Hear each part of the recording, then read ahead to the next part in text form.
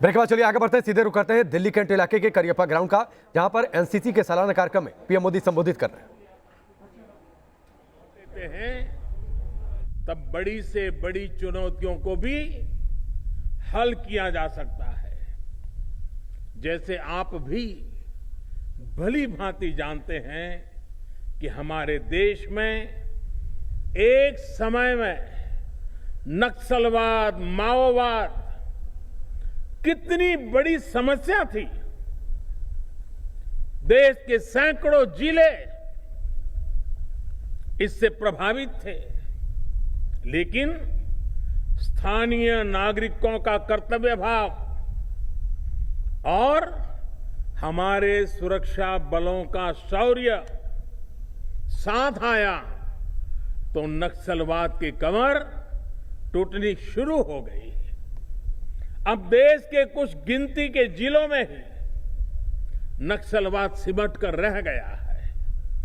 अब देश में न सिर्फ नक्सली हिंसा बहुत कम हुई है, लेकिन अनेकों युवा हिंसा का रास्ता छोड़कर विकास के कार्यों में जुड़ने लगे हैं।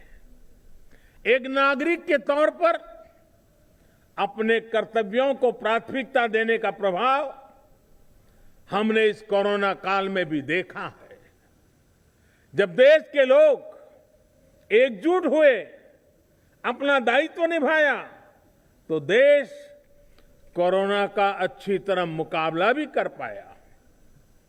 साथियों, ये कालखंड चुनौतीपूर्ण तो रहा, पर ये अपने साथ अवसर भी लाया। अवसर चुनौतियों से निपटने का, विजयी बनने का। अवसर देश के लिए कुछ कर गुजरने का। अवसर देश की क्षमताएं बढ़ाने का। अवसर आत्मनिर्भर बनने का। अवसर साधारण से असाधारण, असाधारण से सर्वश्रेष्ठ बनने का। इन सब लक्ष्यों की प्राप्ति में भारत की युवा शक्ति की भूमिका और युवा शक्ति का योगदान सबसे महत्वपूर्ण है। आप सभी के भीतर भी मैं एक राष्ट्र सेवक के साथ ही एक राष्ट्र रक्षक भी देखता हूं। इसलिए सरकार ने विशेष प्रयास किया है कि एनसीसी की भूमिका उसका और विस्तार किए जाए। देश की सीमावर्ती और समुद्री किनारों की रक्षा और सुरक्षा से जुड़े नेटवर्क को सशक्त करने के लिए एनसीसी की भागीदारी को बढ़ाया जा रहा है। पिछले वर्ष 15 अगस्त को यह ऐलान किया गया था कि कोस्टल और बॉर्डर एरिया के करीब 250 जिलों में एनसीसी को नया दायित्व दिया जाएगा। इसके लिए लगभग 1 लाख एनसीसी कैडेट्स को आर्मी, नेवी और एयरफोर्स ट्रेन कर रही है। इसमें भी 1/3, 1/3 हमारी गर्ल्स कैडेट हैं। गर्ल्स कैडेट्स को ट्रेनिंग दी जा रही है। इन कैडेट्स का सिलेक्शन सभी स्कूलों और कॉलेजों, चाहे वो सरकारी हो, प्राइवेट हो, केंद्र के हो या राज्य सरकार के हो, सभी को इसमें शामिल किया जा रहा है। एनसीसी की ट्रेनिंग, उसकी क्षमताओं को भी सरकार तेजी से बढ़ा रही है। अब तक आपके पास सिर्फ एक फायरिंग सिमुलेटर होता था। इसे अब बढ़ाकर 98 किया जा रहा है। करीब करीब 100, कहां 1 और कहां 100।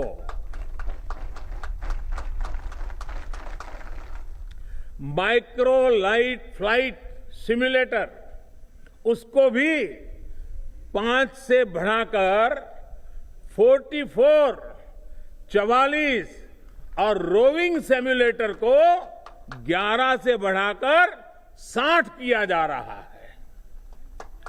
ये आधुनिक सिम्युलेटर्स एनसीसी ट्रेनिंग की क्वालिटी को और सुधारने में मदद करेंगे। साथियों, ये आयोजन अभी जिस ग्राउंड पर हो रहा है उसका नाम फील्ड मार्शल के.एम. करियप्पा जी के नाम पर है। वो भी आपके लिए बड़ी प्रेरणा है। करियप्पा जी का जीवन शौर्य की अनेक गाथाओं से भरा हुआ है। 1947 में उनके रणनीतिक कौशल की वजह से भारत को युद्ध में निर्णायक बढ़त मिली थी। आज फील्ड मार्शल के.एम. करियप्पा जी की जन्म जयंती है। मैं सभी देशवासियों की तरफ से, आप एनसीसी के कैडेट्स की तरफ से उन्हें आदरपूर्वक श्रद्धांजलि अर्पित करता हूं। आप में से भी अनेक साथियों की ये प्रबल इच्छा होगी कि आप भारत की डिफेंस फोर्सेस का हिस्सा बने। आप सभी में वो सामर्थ्य भी है और सरकार आपके लिए अवसर भी बढ़ा रही है। विशेष रूप से गर्ल्स कैडेट्स को मैं आग्रह से कहूंगा कि आपके लिए अब ये अवसर, अनेक अवसर आपका इंतजार कर रहे हैं। मैं अपने सामने भी देख पा रहा हूं और आंकड़े भी बताते हैं कि बीते वर्षों में एनसीसी में गर्ल्स कैडेट्स में करीब करीब 35% की बढ़ोतरी हुई है। अब हमारी फोर्सेस के हर फ्रंट को आपके लिए खोला जा रहा है। भारत की वीर बेटियां हर मोर्चे पर शत्रु से लोहा लेने के लिए आज भी मोर्चे पर डटी हुई है। आपके शौर्य की देश को जरूरत है और नई बुलंदी आपका इंतजार कर रही है। और मैं आपको और आप में भविष्य के ऑफिसर्स भी देख रहा हूं। मुझे याद है, मैं जब कुछ 2-2.5 महीने पहले दिवाली पर जैसलमेर की लोंगेवाला पोस्ट पर गया था, तो कई यंग ऑफिसर से मेरी मुलाकात हुई थी। देश की रक्षा के लिए उनका जज्बा, उनका हौसला, उनके चेहरे पर दिख रही अदम्य इच्छा शक्ति मैं कभी भूल नहीं सकता हूं।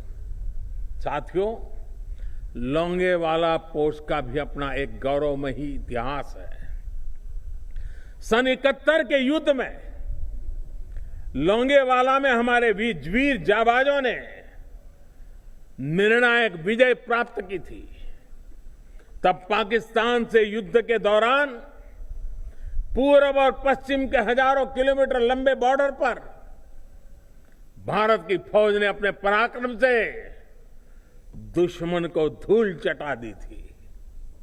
उस युद्ध में पाकिस्तान के हजारों सैनिकों ने भारत के जांबाजों के सामने सरेंडर कर दिया था। सन 71 की ये जंग भारत के मित्र और हमारे पड़ोसी देश बांग्लादेश के निर्माण में भी सहायक बनी। इस वर्ष इस युद्ध में विजय के भी 50 वर्ष हो रहे हैं। भारत के हम लोग 1971 की जंग में देश को जिताने वाले भारत के वीर बेटे बेटियों के साहस, उनके शौर्य, आज पूरा देश उन्हें सैल्यूट करता है। इस युद्ध में देश के लिए जो शहीद हुए, आज मैं उन्हें अपनी श्रद्धांजलि अर्पित करता हूं। साथियों, आप सभी जब दिल्ली आए हैं तो नेशनल वॉर मेमोरियल जाना बहुत स्वाभाविक है। राष्ट्र रक्षा के लिए जीवन अर्पित करने वालों को सम्मान देना हम सभी का दायित्व है। बल्कि इस गणतंत्र दिवस को तो हमारा जो गैलेंट्री अवार्ड पोर्टल है www.gallantryaward.gov.in उसको भी नए रंग रूप में रीलॉन्च किया गया है। इसमें परमवीर और महावीर चक्र जैसे सम्मान पाने वाले हमारे वीर सैनिकों के जीवन से जुड़ी जानकारियां तो है। आप इस पोर्टल पर जाकर इनकी वीरता को नमन कर सकते हैं। और मेरा एनसीसी के वर्तमान और पूर्व सभी कैडेट से आग्रह है कि आपको इस पोर्टल पे जाना चाहिए, जुड़ना चाहिए और लगातार उसके साथ एंगेज रहना चाहिए। साथियों, मुझे ये भी बताया गया है कि जो एनसीसी डिजिटल प्लेटफॉर्म बनाया गया है उसमें अभी तक 20,000 से ज्यादा कैडेट जुड़ चुके हैं। इन कैडेट्स ने अपने अनुभव, अपने आइडियाज शेयर करना शुरू भी कर दिया है। मुझे विश्वास है कि आप सभी इसी प्लेटफॉर्म का ज्यादा से ज्यादा उपयोग करेंगे। साथियों, राष्ट्रभक्ति और राष्ट्र सेवा के जिन मूल्यों को लेकर आप चले हैं उनके लिए ये साल बहुत महत्वपूर्ण है। इस वर्ष भारत अपनी आजादी के 75 वर्ष में प्रवेश करने वाला है। ये वर्ष नेताजी सुभाष चंद्र बोस की 125वीं जन्म जयंती का भी है।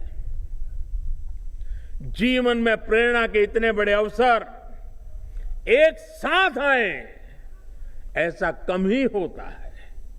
नेताजी सुभाष, जिन्होंने अपने पराक्रम से दुनिया की सबसे मजबूत सत्ता को हिलाकर रख दिया था। आप नेताजी के बारे में जितना पढ़ेंगे उतना ही आपको लगेगा कि कोई भी चुनौती इतनी बड़ी नहीं होती कि आपके हौसले को डिगा सके। देश की आजादी के लिए अपना सब कुछ न्यौछावर कर देने वाले ऐसे अनेक वीर आपको अपने सपनों का भारत बनाते हुए देखना चाहते हैं।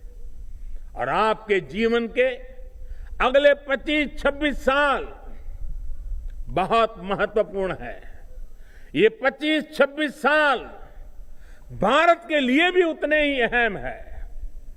वर्ष 2047 में जब देश अपनी स्वतंत्रता के 100 वर्ष पूरे करेगा, तब आपके आज के प्रयास भारत की इस यात्रा को मजबूती देंगे।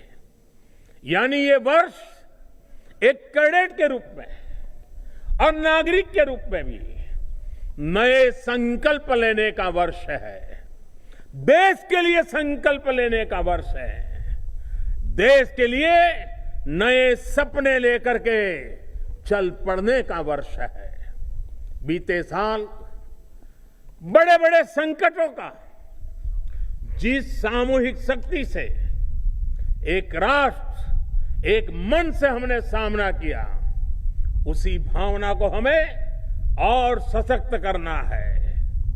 हमें देश की अर्थव्यवस्था पर इस महामारी के जो दुष्प्रभाव पड़े हैं उसको भी पूरी तरह नेस्त नाबूद करना है। और आत्मनिर्भर भारत के संकल्प को भी हमें पूरा करके दिखाना है। साथियों, बीते साल भारत ने दिखाया है कि वायरस हो या बॉर्डर की चुनौती, भारत अपनी रक्षा के लिए पूरी मजबूती से हर कदम उठाने में सक्षम है। वैक्सीन का सुरक्षा कवच हो या फिर भारत को चुनौती देने वालों के इरादों को आधुनिक मिसाइल से ध्वस्त करना, भारत हर मोर्चे पर समर्थ है। आज हम वैक्सीन के मामले में भी आत्मनिर्भर है और अपनी सेना के आधुनिकीकरण के लिए उतनी ही तेजी के से प्रयास कर रहे हैं। भारत की सभी सेनाएं सर्वश्रेष्ठ हो, इसके लिए हर कदम उठाए जा रहे हैं। आज भारत के पास दुनिया की बेहतरीन वॉर मशीन्स हैं। आपने आज मीडिया में भी देखा होगा, कल ही भारत में फ्रांस से 3 और राफेल फाइटर प्लेन आए हैं। भारत के इन फाइटर प्लेन से मिड एयर ही रिफ्यूलिंग हुई है और ये रिफ्यूलिंग भारत के मित्र यूनाइटेड अरब अमीरात ने की है और इसमें ग्रीस और सऊदी अरब ने सहयोग किया है। ये भारत के खाड़ी देशों के साथ मजबूत होते संबंधों की एक तस्वीर भी है।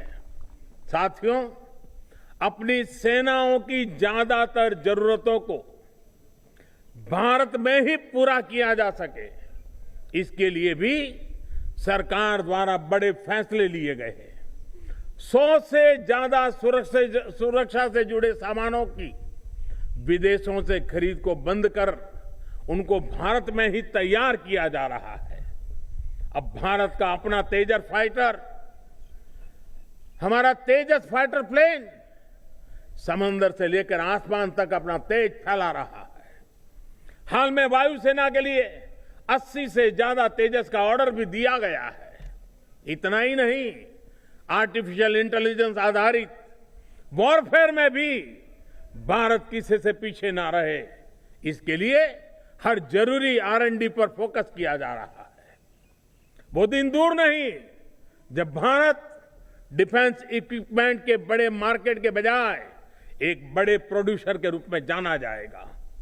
साथियों, आत्मनिर्भरता के अनेक लक्ष्यों को आज आप साकार होते हुए देख रहे हैं, तो आपके भीतर गर्व का एहसास होना बहुत स्वाभाविक है। आप भी जब अपने दोस्तों के बीच में लोकल के प्रति उत्साह अनुभव कर रहे हैं, मैं देख रहा हूं कि ब्रांड्स को लेकर भारत के युवाओं की प्रेफरेंस में भी एक बड़ा बदलाव आया है। अब आप खादी को ही लीजिए। खादी को किसी जमाने में नेताओं के लिबास के रूप में ही अपने हाल पर छोड़ दिया गया था। आज वही खादी युवाओं की पसंदीदा ब्रांड बन चुका है। खादी के कुर्ते हो, खादी का जैकेट हो, खादी का दूसरा सामान हो, वो आज युवाओं के लिए फैशन का सिंबल बन चुका है। इसी तरह आज टेक्सटाइल हो या इलेक्ट्रॉनिक्स, फैशन हो या पैशन, त्योहार हो या शादी, लोकल के लिए हर भारतीय वोकल बनता जा रहा है। कोरोना के मुश्किल समय में भी भारत में रिकॉर्ड संख्या में स्टार्टअप्स बने हैं और रिकॉर्ड यूनिकॉर्न देश के युवाओं ने तैयार किए हैं। साथियों, 21वीं सदी में आत्मनिर्भर भारत के लिए आत्मविश्वासी युवा, ये इसकी पहली शर्त है, बहुत जरूरी है। ये आत्मविश्वास फिटनेस से बढ़ता है, एजुकेशन से बढ़ता है, स्किल और उचित अवसरों से आता है। आज सरकार देश के युवाओं के लिए जरूरी इन्हीं पहलुओं पर काम कर रही है और इसके लिए सिस्टम में हमें हर जरूरी रिफॉर्म्स भी किए जा रहे हैं।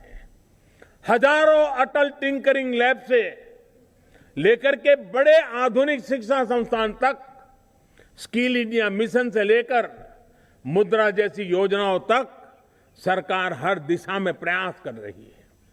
आज फिटनेस और स्पोर्ट्स को भारत में अभूतपूर्व प्राथमिकता दी जा रही है। फिट इंडिया अभियान और खेलो इंडिया अभियान देश के गांव-गांव में बेहतर फिटनेस और बेहतर टैलेंट को प्रोत्साहित कर रहा है। फिट इंडिया अभियान और योग को प्रोत्साहन देने के लिए तो एनसीसी में भी विशेष कार्यक्रम चलते हैं। नई नेशनल एजुकेशन पॉलिसी के माध्यम से भारत के एजुकेशन सिस्टम को भी प्री नर्सरी से लेकर पीएचडी तक स्टूडेंट सेंट्रिक बनाया जा रहा है। अपने बच्चों को, युवा साथियों को अनावश्यक दबाव से मुक्त करके उसकी अपनी इच्छा, अपनी रुचि के हिसाब से आगे बढ़ने के लिए माहौल बनाया जा रहा है। खेती से लेकर स्पेस सेक्टर तक हर स्तर पर युवा टैलेंट के लिए, युवा उद्यमियों के लिए अवसर दिए जा रहे हैं। आप इन अवसरों का जितना लाभ उठाएंगे उतना ही देश आगे बढ़ेगा। हमें वयम राष्ट्र जागरयाम, इस वैदिक आह्वान को 21वीं सदी की युवा ऊर्जा का उद्घोष बनाना है। हमें इदम राष्ट्राय इदम न मम, यानी ये जीवन राष्ट्र को समर्पित है, इस भावना को आत्मसात करना है। हमें राष्ट्र हिताय राष्ट्र सुखाय च का संकल्प लेकर प्रत्येक देशवासी के लिए काम करना है। आत्मवत् सर्वभूतेषु और सर्वभूत हितेरता, यानी सबका साथ, सबका विकास, सबका विश्वास के मंत्र के साथ हमें आगे बढ़ना है। अगर हम इन मंत्रों को अपने जीवन में उतारेंगे तो आत्मनिर्भर भारत के संकल्प की सिद्धि में बहुत ज्यादा समय नहीं लगेगा। एक बार फिर आप सभी को गणतंत्र दिवस परेड का हिस्सा बनने के लिए बहुत बहुत बधाई और भविष्य के लिए भी अनेक अनेक मंगल कामनाएं। बहुत बहुत धन्यवाद। भारत माता की, भारत माता की, भारत माता की। बहुत बहुत धन्यवाद। पीएम मोदी को आप सुन रहे थे। पीएम मोदी को आप सुन रहे थे दिल्ली कैंट इलाके के करियप्पा ग्राउंड से, जहां पर एनसीसी का सालाना कार्यक्रम। और इस दौरान जो बड़ी बातें उन्होंने कही कि 1/3 महिला कैडेट्स को तैयार किया जा रहा है। विकास में युवा शक्ति का योगदान सबसे ज्यादा अहम है। देश एकजुट हुआ तो कोरोना का हमने बेहतर तरीके से मुकाबला किया। एनसीसी के कार्यक्रम में आना हमेशा सुखद अनुभव रहा है। जहां अनुशासन होता है वहां पर हर क्षेत्र में विकास होता है। मेहनत और अनुशासन एनसीसी के संस्कार हैं और इसके बल पर देश की मजबूत छवि पेश की जा रही है। एनसीसी कैडेट पर देश को गर्व है। ये बातें कही है पीएम मोदी ने सालाना कार्यक्रम में पहुंचे हुए थे, जहां पर झांकियां प्रस्तुत की गई। साथ ही उन्हें पीएम मोदी को गार्ड ऑफ ऑनर दिया गया। और इस दौरान लोगों जो कैडेट्स थे देश के अलग अलग राज्यों से, उन्हें संबोधित भी किया पीएम मोदी ने।